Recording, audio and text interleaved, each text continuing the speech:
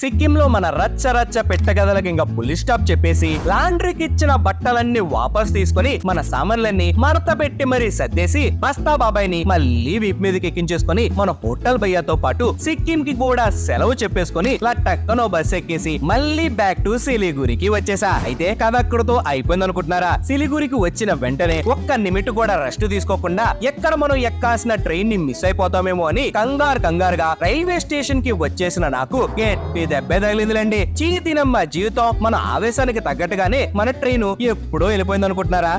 లేదండోయ్, మన మేడం గారు ఇంకో 2 గంటలు లేట్ గా వస్తుందంట మన వయ్యారి. సర్లే, ఇంకా మనం చేసేదేముందిలే అని ఇక్కడే అటు ఇటు కాసేపు తిరిగిస్తూ టైం పాస్ చేసుకుంటూ స్టేషన్ బయటికి వచ్చేసి ట్రైన్ లో తినడానికి ఏదో ఒకటి పార్సల్ తీసుకొని అలా ప్లాట్ఫామ్ లోకి వెళ్ళానో లేదో మోత మోగిస్తూ మరీ వచ్చేసింది మన ట్రైన్. ఇంకా లేట్ చేయకుండా ట్రైన్ ఎక్కేసి తెచ్చుకున్నదేదో కాస్త తినేసి దుప్పటి కప్పేసుకొని గొర్రు అంటూ